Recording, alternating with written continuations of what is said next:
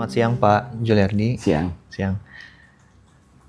Di kesempatan kali ini Pak, saya ingin bertanya banyak tanggapan Bapak terkait seberapa penting kita untuk memperhatikan kondisi makro Pak. Yeah.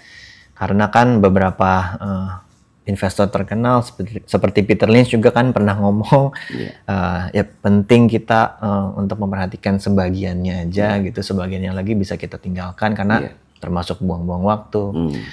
Namun kan sebagai investor juga kita tidak bisa tidak peduli ya terhadap hal tersebut. Nah, kalau pandangan Pak Juliardi sendiri terkait makro sepenting apa? Dan apakah kita perlu juga memperhatikan yang sampai yang sangat detailnya seperti itu Pak? Karena kan sebenarnya banyak sekali. Dan kita tuh harus mulai dari mana sebenarnya? Gitu.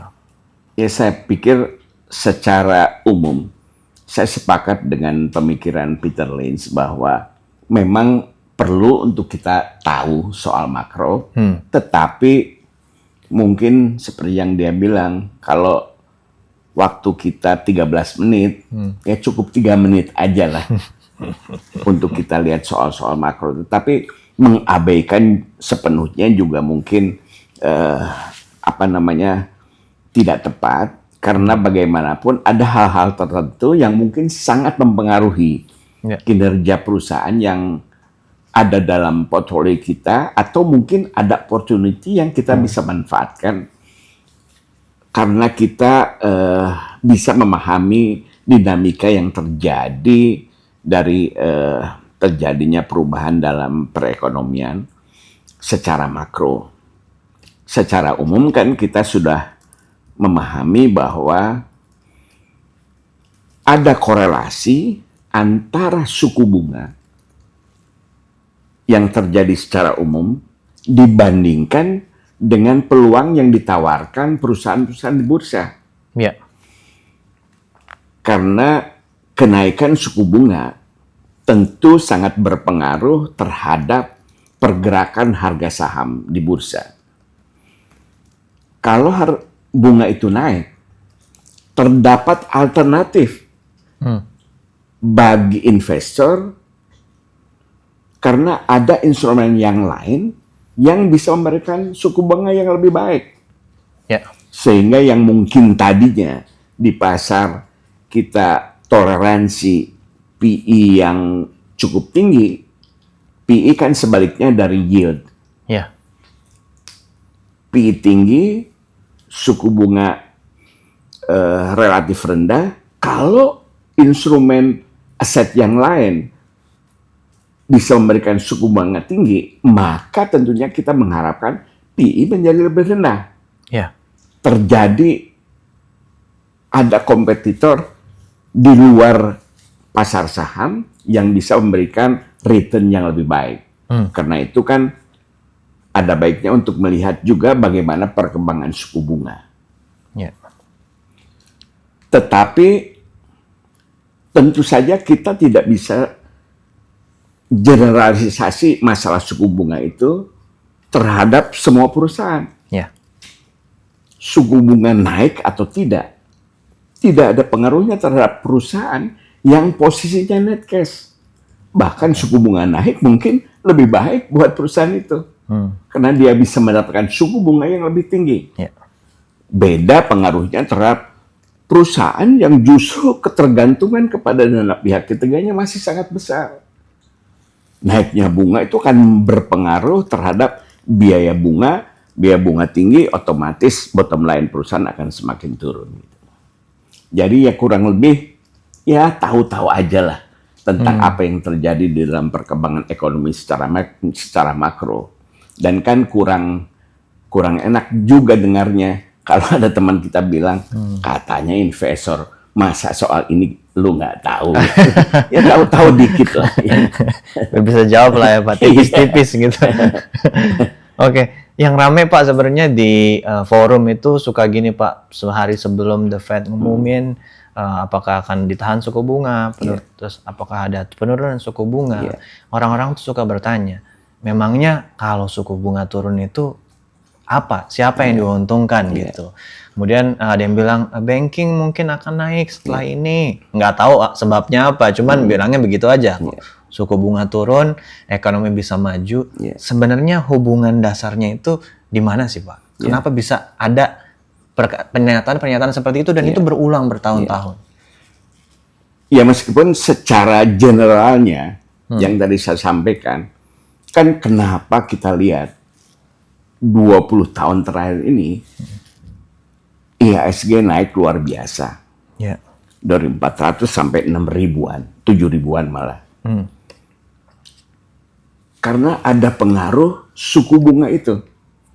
Dulu itu suku bunga double digit di perbankan itu hal yang normal. Nah, kalau bunga di perbankan itu orang bisa dapat 12% misalnya.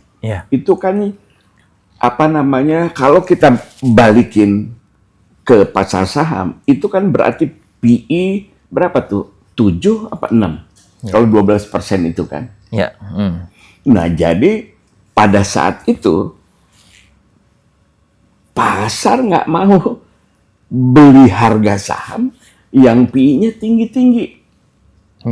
Karena buat apa beli saham? Deposit aja dia bisa dapat double digit 12%. Bahkan dalam kondisi yang sempat tidak normal zaman dulu kan saya pernah tulis tuh, dulu itu suku bunga bisa tiba-tiba jadi 60%, 70%. Bagaimana pasar saham bisa berkompetisi dengan perbankan yang hampir tidak ada risikonya kalau kita simpan deposit yang bisa memberikan kita 12%, 15%. Nah, tetapi kita lihat kan secara bertahap suku bunga turun. Dari 20%, 15%, 12%, dan bahkan sekarang kita bicara single digit. Kalau tadi bunga 12%, ya setara dengan PI 7 kali, 8 kali kan. Kalau bunga turun ke 10%, pasar bisa mentolerir PI 10 kali lebih tinggi. Suku bunga turun ke 6%, kan itu setara dengan PI 16 kali. Nah, karena itulah penurunan suku bunga menjadi salah satu faktor yang membuat harga saham meningkat. Karena pasar bisa memberikan toleransi PI boleh tinggi. Yang tadinya 7, sekarang boleh 15, boleh 16 deh. Karena kompetitor kita, perbankan, suku bunganya cuma bisa ngasih kamu 5%, 6%, bahkan sekarang mungkin 4%.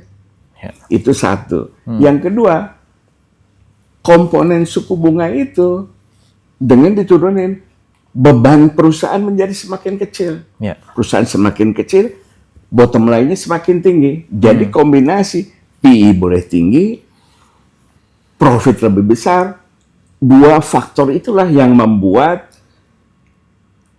peningkatan harga saham yang memang bisa menunjukkan peningkatan laba. Nah, makanya kalau ada kebijakan Bank Sentral, Federal Reserve di Amerika atau Bank Indonesia di Indonesia menurunkan suku bunga, selalu disambut dengan baik. Karena secara umum beban perusahaan akan semakin turun.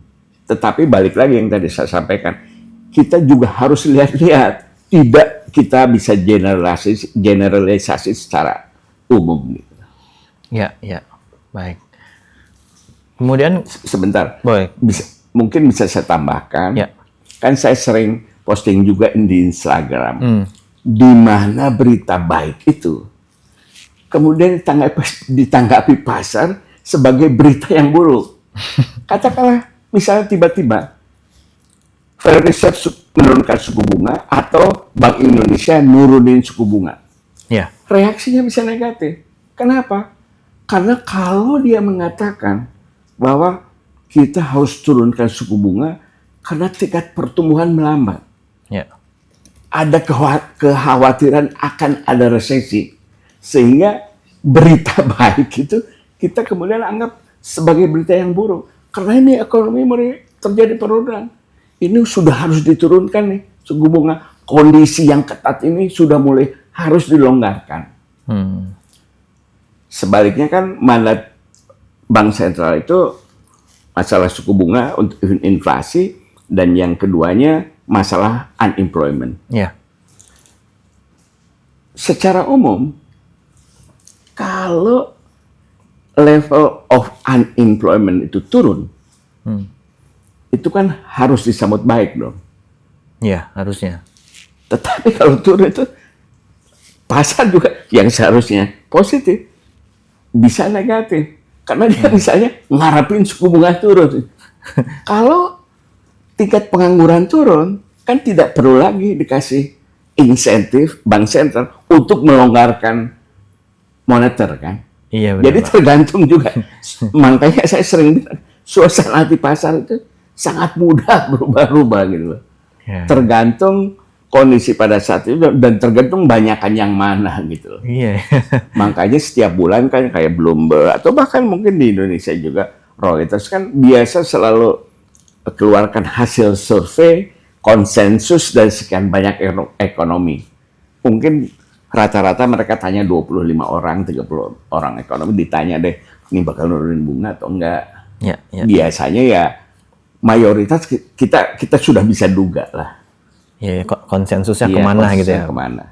Jadi memang ternyata cukup membingungkan ya Pak. Maksudnya tergantung narasi yang kuatnya tuh apa. Makanya itu. Asal tahu-tahu aja deh, nggak usah terlalu serius gitu loh.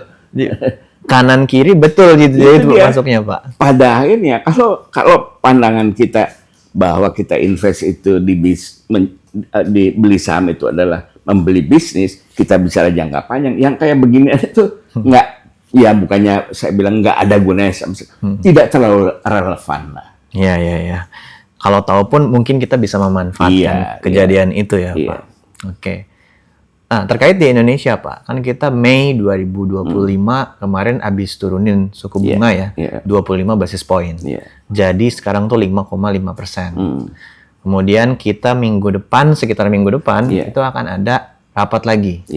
Nah, ini kalau misalnya pandangan Pak Juliardi, apakah ditahan suku bunga atau turunkan atau malah sebaliknya? Dan kita tuh sebagai investor bisa memanfaatkannya seperti apa Pak kondisinya? Sebetulnya balik lagi secara umum, seharusnya BI itu udah nurunin bunga berapa kali gitu loh. Dia kan tahun ini baru Januari, Februari udah lewat, Maret lewat, April lewat, baru Mei. Baru 2 kali itu. Sementara inflasi kita udah turun 1,9%. Nah, dengan suku bunga 5,5% itu, dengan penurunan bunga kemarin 5,5 apa 5,25? 5,5 Pak. 5,5. Kan berarti dia kurang lebih 3% di atas angka inflasi. Kondisi saat ini sudah sangat jelas. BI itu melakukan tight monetary policy yang kalau menurut saya tuh sudah berlebihan. Tetapi di satu sisi, memang tugas Bank Sentral Indonesia itu sering saya katakan lebih susah dibandingkan Federal Reserve.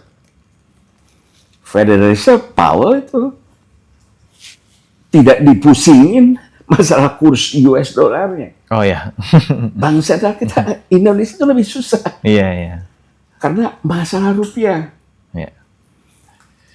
Yang tadi saya sampaikan, kalau hanya melihat 2 mandat Bank Sentral itu, menjaga stabilisasi harga, which is jaga inflasi, dan menciptakan full employment, yaitu menjaga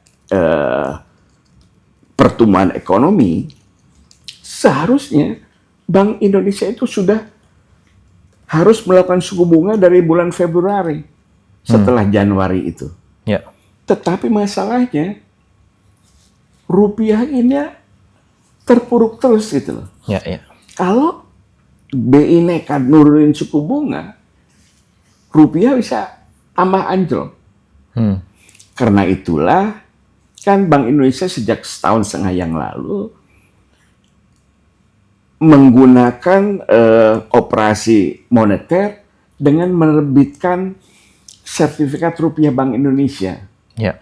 Sehingga dia bisa menjaga, dia bisa menyerap US dollar dari pihak asing atau dari pihak lokal ditukar ke dalam rupiah dengan memberikan suku bunga yang relatif menarik di sertifikat rupiah Bank Indonesia.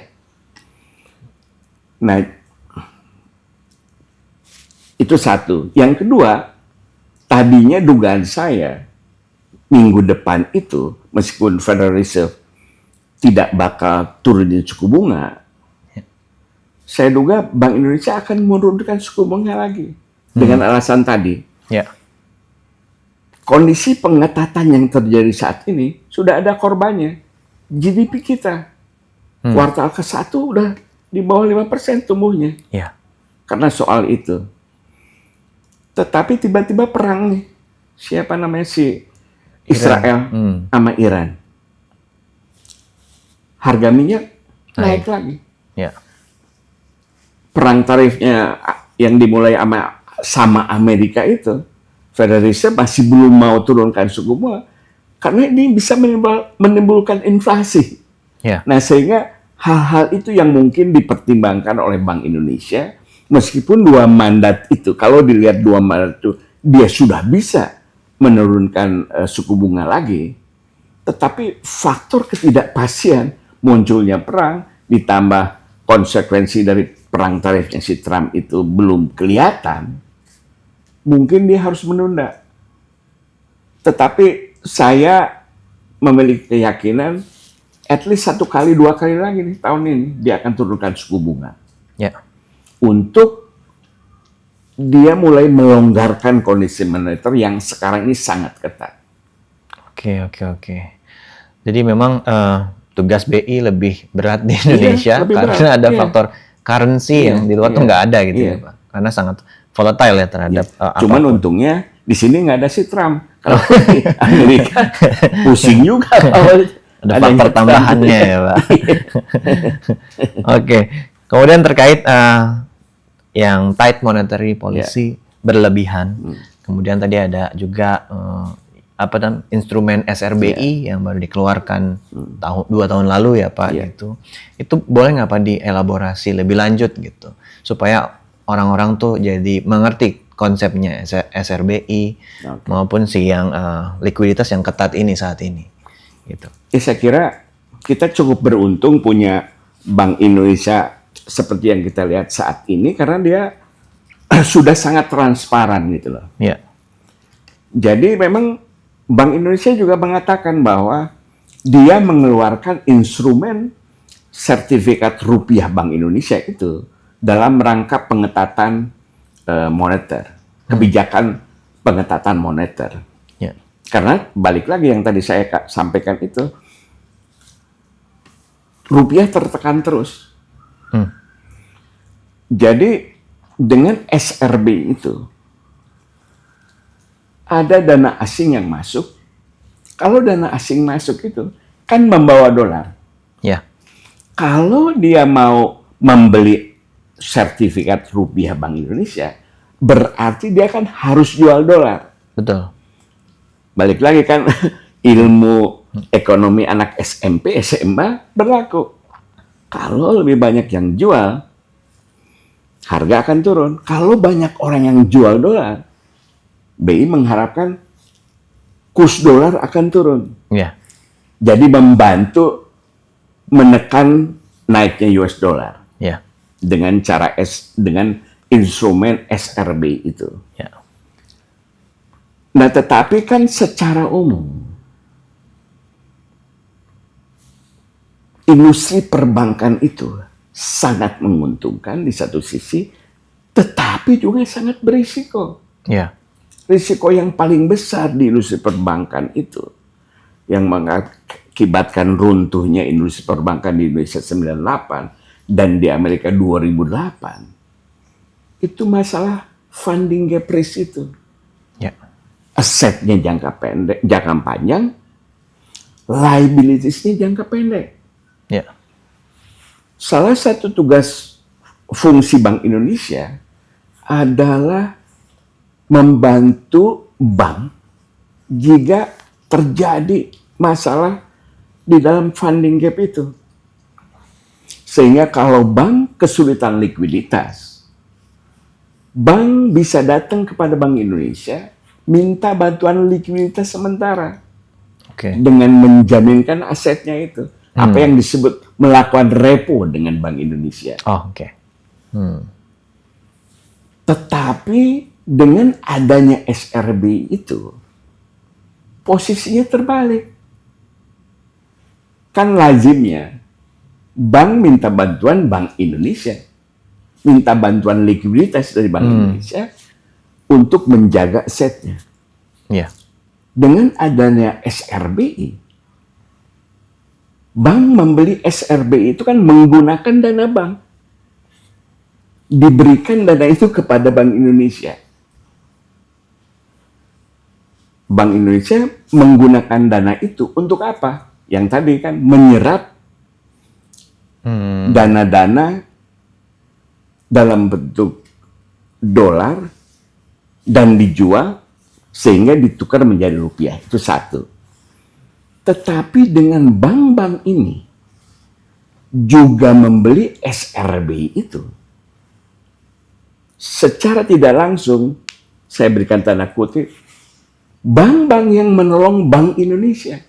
Terbalik kan? Iya. Iya juga. Nah sekarang angkanya persisnya nanti dilihat, tapi kurang lebih kita bicara 900 triliun tuh. Ya. Dari sejak September 2023 sampai sekarang Mei 2025. Iya. Itu kurang lebih 8%, 10% dari total dana pihak ketiga yang ada di perbankan. Dengan perkataan lain, dana pihak ketiga yang disimpan di perbankan kan seharusnya disalurkan sebagai kredit kepada nasabahnya. Iya. Tetapi kalau ini diparkir di SRBI, berarti dana yang bisa digunakan oleh perbankan untuk menyalurkan kredit dan meningkatkan pertumbuhan ekonomi menjadi terbatas. Jadi di satu sisi suku bunga tinggi, dana ditahan. Iya. Dua-dua itulah yang kemudian menghambat pertumbuhan ekonomi yang kita sudah kita lihat kuartal ke-1 itu pertumbuhan GDP udah di bawah 5% gitu loh. Iya. Nah makanya ini yang saya bilang, ini kondisi sudah sangat ketat. Inflasi bandingin bunga, kita sudah lihat angkanya kurang lebih 3%-an itu.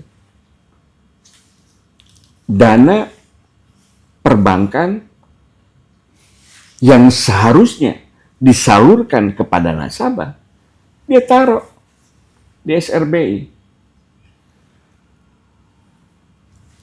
Dari segi perbankan, mungkin masih menguntungkan karena SRB itu bunganya saya lupa persisnya, tapi 6% atau berapa gitu. Kalau dia cost of fund-nya 2%, 2,5%, itu marginnya masih 3-4% itu. Iya. Jadi tanpa BI menurunkan suku bunga, mungkin juga perbankan tidak terdorong untuk menarik SRBI itu dan dananya dia salurkan kepada nasabah sesuai fungsi dari dari perbankan. Kan fungsi perbankan itu menjadi melakukan fungsi intermediasi, mengumpulkan dana pihak ketiga, menyalurkannya kepada nasabah bank itu. Iya. Kalau tidak disalurkan ya otomatis pertumbuhan nggak terjadi ya, Bang? Exactly. Oke. Meskipun buat bank itu ya enak-enak aja. Uangnya ditaruh di Bank Indonesia. Iya. Ngasilin bunga tetap gitu. Betul. Nah, masih berkaitan dengan bank. Ini sekarang kan sebenarnya secara keseluruhan si BUMN di Indonesia yang saat ini di bawah Danantar, Pak Jolerdi. Gimana nih menurut Pak Jolerdi pandangannya terkait kehadiran si Danantara itu gitu. Apakah baik, apakah buruk? Soalnya kan negara lain katanya punya juga sebenarnya. Gitu. Memang tidak fair kepada Danantara untuk kita berikan komentar yang terlalu banyak gitu. Karena Iya. Baru ini kan baru 4 bulan, 5 bulan. Iya. Tetapi ada baiknya untuk ya kita ingatkan gitu loh bahwa runtuhnya industri perbankan kita 98 sama perbankan di Amerika 2008 itu bukan karena nasabahnya. Praktis hampir tidak ada bank besar Indonesia yang tidak rubuh, tidak lumpuh tahun 1998. BCA yang punya Salim udah berganti pemilik. BI yang punya Sinarmas berganti pemilik. Danamon yang punya Usman berganti pemilik. Rubuhnya industri perbankan itu bukan karena nasabahnya. Ya nasabah tentu saja ada pengaruhnya terhadap runtuhnya mereka. Tetapi faktor terbesar runtuhnya mereka adalah karena pemilik bank itu. Grup Salim menggunakan kredit dari Bank BCA. Bisnisnya runtuh, otomatis banknya roboh. Kalau tidak dibantu dengan mengganti aset yang macet itu dengan obligasi pemerintah, kan kredit dicatat di aset itu. Iya.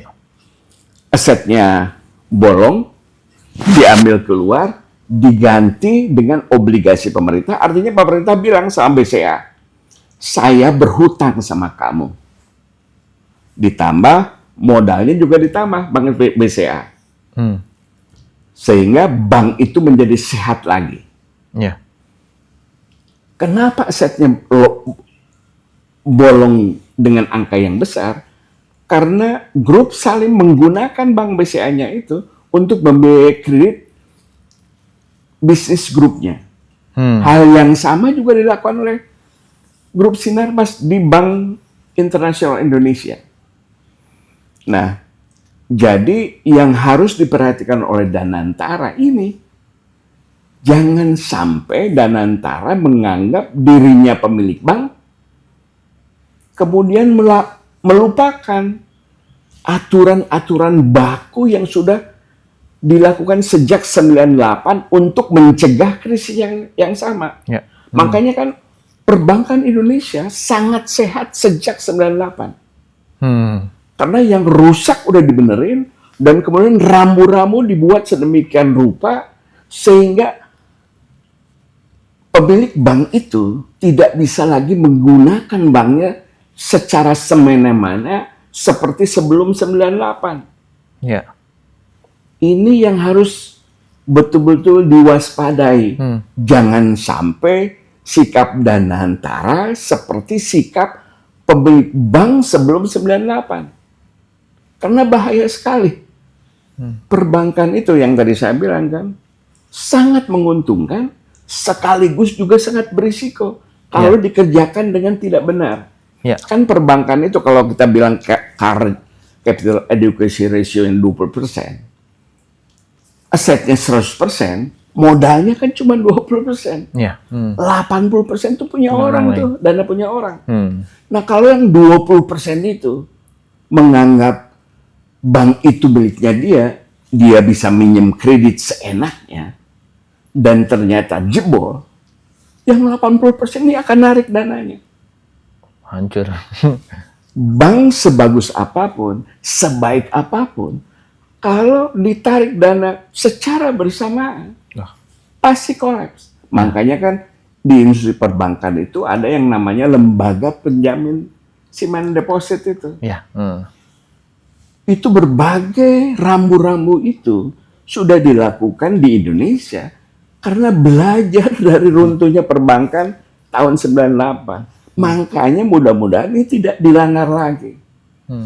BCA yang sekarang udah berganti pemilik, kita lihat neracanya. Kan di dalam neraca perbankan itu harus disajikan tuh. Ya. Mana dari kredit itu yang diberikan kepada afiliasinya, mana yang diberikan kepada pihak ketiga. Karena kalau diberikan kepada afiliasinya, direksi bank itu kan bisa mendua nih. Ada aturan-aturan yang harus dia penuhi, yang diawasi oleh Bank Indonesia. Tetapi gimana nih kalau bos saya yang minta? Nah, pemilik BC yang udah belajar, dia tidak mungkin lagi melakukan hal yang sama seperti pemilik BCA yang dulu. Ya.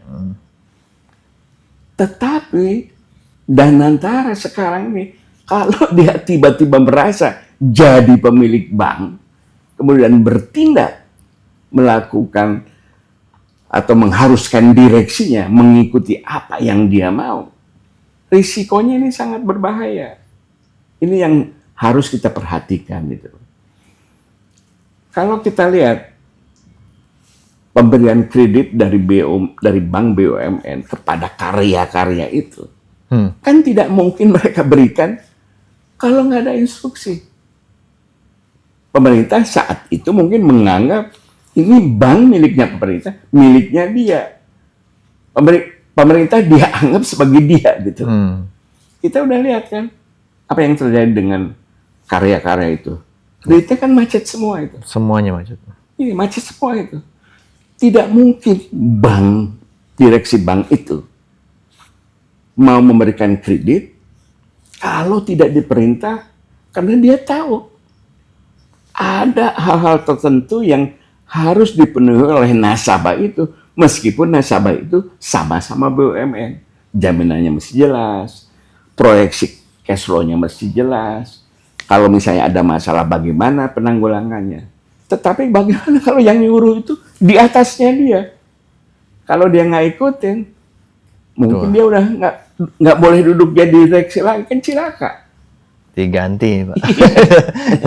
Jadi ini aja yang mungkin harus kita perhatikan. Jangan sampai kredit dari bank-bank BUMN itu disalurkan dengan tidak benar. Gitu. Ya. Pertama memang ya kita perhatikan kredit pihak berelasinya ya, Pak Juliardi. Di neraca itu kan selalu disajikan tuh kredit itu berapa yang kepada pihak afiliasi, berapa kepada pihak ketiga. Iya. Ya misalnya kita lihat kan di Bank Mandiri itu, Mei 2025 itu kredit kepada pihak afiliasi angkanya 285 triliun. Ya. Kalau kita lihat jumlahnya itu kan kurang lebih kreditnya si Bank Syariah, BRIS itu apa namanya? Bank Syariah Indonesia. Itu total asetnya kurang lebih segituan, 300-400 triliun. Untuk relasi semua. Bank Mandiri. Nah, tetapi balik lagi, tentu saja kita harus melihat tuh, di dalam 285 triliun itu kepada siapa aja, proyeknya apa, tentu saja tidak bisa kita generalisasi. Ya. Tetapi itu kurang lebih yang harus kita perhatikan sekarang ini, karena beralihnya kepemilikan dari pemerintah kepada Danantara. Ya. Mengingatkan aja kita kembali. Karena masih terlalu dini untuk bisa ngejudge hasilnya seperti apa gitu ya, Pak. Oke. Yang menarik, Pak, bulan depan itu harusnya ada laporan keuangan yang memang harusnya dirilis kalau tepat waktu. Apa yang menarik yang bisa kita lihat, Pak, di bulan depan? Ya, sebetulnya ada berapa, termasuk perbankan itu. Kan sebelumnya kita sudah ingatkan juga gitu, bahwa waktu kita memasuki tahun 2024 itu, kita sudah sampaikan, jangan harapkan kinerja perbankan 2024 itu bakal sebaik 2023. Iya. Kenapa? Karena di 2023 itu kurang lebih kenaikan laba perbankan itu 70%-nya berasal dari bobok celengan itu. CKPN-nya ya, Pak? Ya, dari cadangan penghapusan kredit macet. Nah, kalau itu sudah dipakai, kan tidak bisa diulang lagi di tahun 2024. Sehingga dengan tidak bisa diulang lagi, kita lihat laba ketiga itu relatif flat itu. Ya.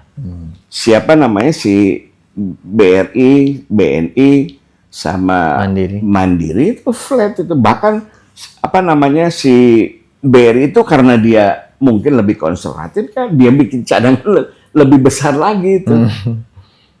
Kalau nggak salah dari 399 jadi 398 apa earning per share itu 2023 ke 2000 hampir tidak ada perubahan gitu loh. Si BCA aja kan kenaikannya tidak sebaik tahun 2004 ke 2023 dari 2023 ke 2022 cuma naik 12% atau 14%, saya lupa persisnya. 12%. 12%. Nah, jadi itu satu. Yang keduanya, kita lihat malah yang ekstrim itu Bank BNI itu kreditnya naik, tetapi net income-nya flat. Doesn't make sense kan? Gimana kredit naik 100 triliun, net income-nya sama. Berarti kan penurunan. Kenaikan pendapatan bunga tumbuh lebih kecil dibandingkan dengan kenaikan biaya bunga. Cost of fund berarti meningkat. Ini sebelum kita bicara yang tadi tuh, penghapusan cadangan itu. Di satu sisi tidak bisa lagi memanfaatkan celengan itu, di sisi yang lain beban biaya bunga jauh lebih tinggi pertumbuhannya dibandingkan pertumbuhan dari pendapatan bunga. Jadi net pendapatan bunga relatif turun. Ya. Okay. Tetapi mungkin untuk kuartal kedua ini, coba lihat perusahaan yang kena masalah karena adanya puasa. Oke. Kalau nggak salah itu ada perusahaan kecil itu yang bioskop. Oke, sinema. Itu kan kalau puasa berhenti orang nonton kan sebulan itu. Kita lihat tuh waktu itu salesnya agak turun tuh. Yeah. Nah, begitu masuk kuartal kedua pasti lebih baik. Yeah. Itu satu. Yang kedua, perusahaan-perusahaan ayam itu, Java, itu kan waktu itu Malindo dibantu dengan adanya Lebaran sama bulan puasa. Yeah. Nah, kita lihat nih apakah pertumbuhannya masih tetap terjaga atau hilang tuh komponen pertambahan yang di bulan terakhir kuartal ke-1. Ya ketiga yang tadi saya bilang, saya termasuk tertarik untuk melihat apakah ada perubahan signifikan nggak nih di perbankan BUMN. Yeah. Kalau BCA ya kurang lebih hampir sama lah naiknya seperti kuartal ke-1. Kalau yang bank kecilnya Bank Syariah, si BTPN sama BRIS. Apakah pertumbuhan yang mereka sudah bisa tunjukkan di kuartal 1 diteruskan nggak di kuartal kedua gitu? Ya, konfirmasi data-datanya itu ya Pak ya. Sama satu lagi ya masalah itu perusahaan batubara.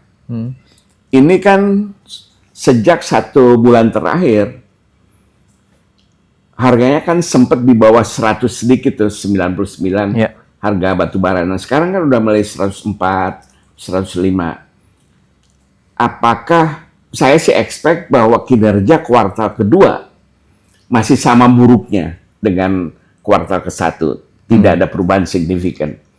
Tetapi kalau kita lihat perkembangan harga batubara mulai meningkat di bulan terakhir kuartal kedua, mungkin kuartal ketiga dan kuartal keempat bisa lebih baik daripada semester 1.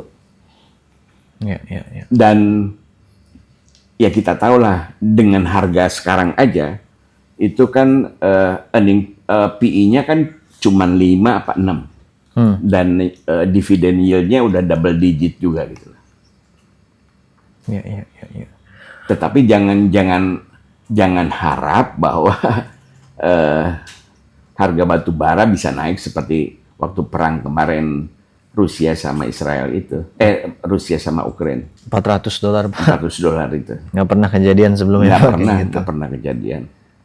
Ya. Jadi itu udah dipanyar di depan itu untuk nggak tahu udah 3-4 tahun ke depan.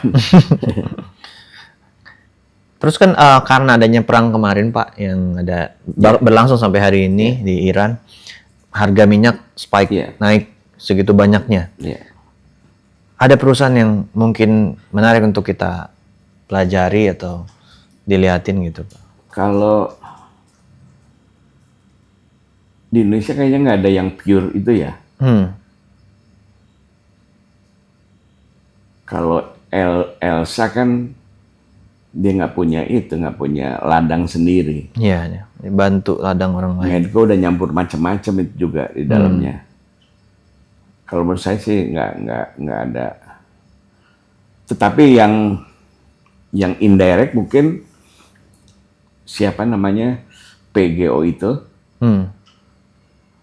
sama si Pegas sama itu PTBA UNTR. Oke. Yang indirect ya. Energy related lah. Apalagi kaitannya dengan yang pernah di Ilham sampaikan itu yang masalah carbon market. Ya. Dan data center itu kan ya seperti yang tadi saya posting di Instagram itu. Kebutuhan akan listrik dengan adanya AI itu kan akan berlipat ganda. Ya. Sehingga mereka yang memiliki komoditi yang bisa menciptakan energi untuk listrik itu mungkin bisa memiliki ya istilah kasarnya bisa punya mesin cetak currency buat dia gitu. Karena dengan kalau waktu COVID itu kenaikan komoditi pasca COVID ditambah dengan perang Rusia Ukraina itu, kenaikan luar biasanya itu kan terjadi karena adanya disrupsi supply. Ya. Tetapi adanya fenomena AI itu yang akan terjadi peningkatan dari sisi demand. Tetapi dampaknya sama, akan terjadi keseimbangan harga yang baru. Ya. Keseimbangan harga yang baru di waktu perang Rusia, Ukraina dan pasca COVID, keseimbangan harga yang baru itu terjadi karena disrupsi supply. Kalau ke depan ini keseimbangan harga yang baru itu lebih diakibatkan oleh terjadinya peningkatan demand. Ya. Jadi siapa mereka yang memiliki komoditi yang bisa menciptakan energi itu, listrik itu akan menjadi currency di masa yang akan datang. Ya. Ini beberapa saat yang lalu Pak, ada posting dari Bapak di Instagram, bilangnya investasi tidak hanya soal memilih saham. Dan memang kan Buffett selalu bilang berkali-kali, saya beruntung tinggal di Amerika. Di sini tempat pertumbuhan hanya bisa terjadi di Amerika Serikat. Kalau di tempat lain mungkin saya nggak bisa gitu. Pandangan Pak Juliardi terkait hal tersebut gimana Pak? Di Indonesia bisa nggak sih Pak kita? Ya makanya betul sekali yang tadi dibilang Ilham itu, meski Buffett memang saya bilang sangat humble gitu, meskipun sebetulnya bagian terbesar dari yang dia ciptakan itu berasal dari dirinya, tetapi dia akan selalu mengingatkan, tanpa saya lahir di Amerika, tahun itu mungkin dia tidak bisa seperti sekarang ini. Makanya untuk kita di Indonesia ada faktor lain yang Buffett tidak harus hadapi, yaitu masalah denominasi investasinya. Dia kan denominasi investasinya dalam dolar.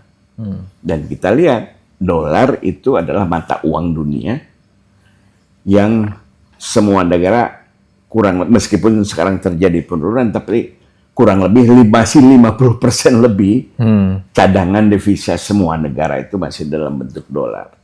Sama seperti si Powell, Federal Reserve, tidak mengalami masalah dalam mata uang negaranya seperti yang harus dihadapi oleh Bank Sentral Indonesia, BI di negara kita. Nah, begitu juga dengan investor di Indonesia. Kalau kita lihat 10 tahun ke belakang ini,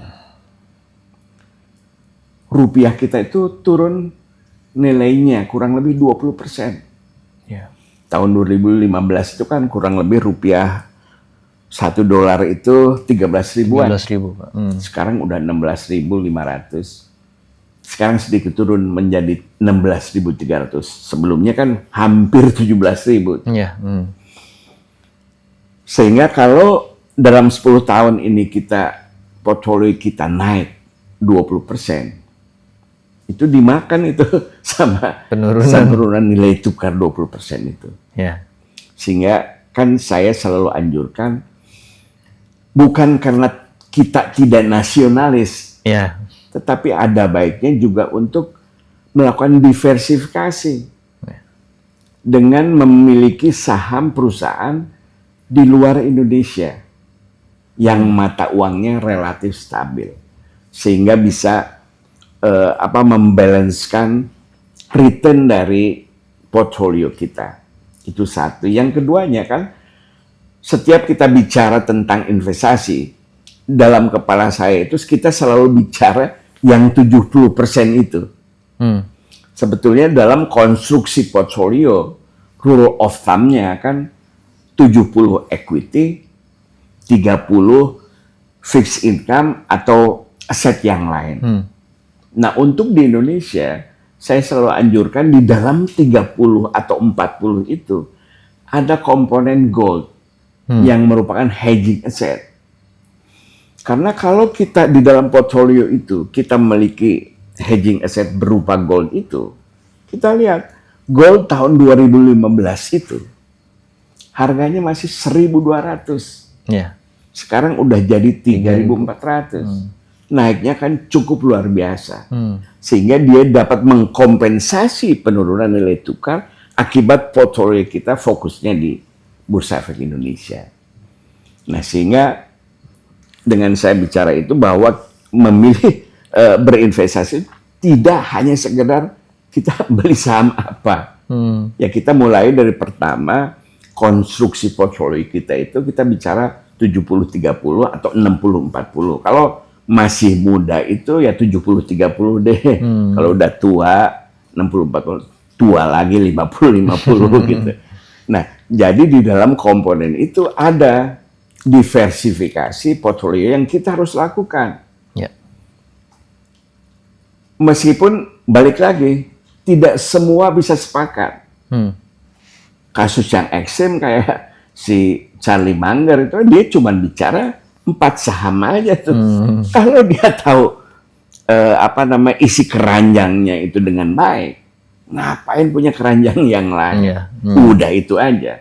Tetapi secara umum buat kita yang ya masih belajar itu, ya 70-30 lah. Itu cukup ideal buat kita. Pertama, kalau di dalam 70 itu hanya ada 10 atau 12 perusahaan, kurang lebih kita bisa tahu lah. Dalam 5 tahun, 10 tahun, luar dalamnya perusahaan itu. Tetapi kalau kita lihatin 100 perusahaan, ya mungkin kita nggak sanggup untuk lihatnya gitu loh. Iya.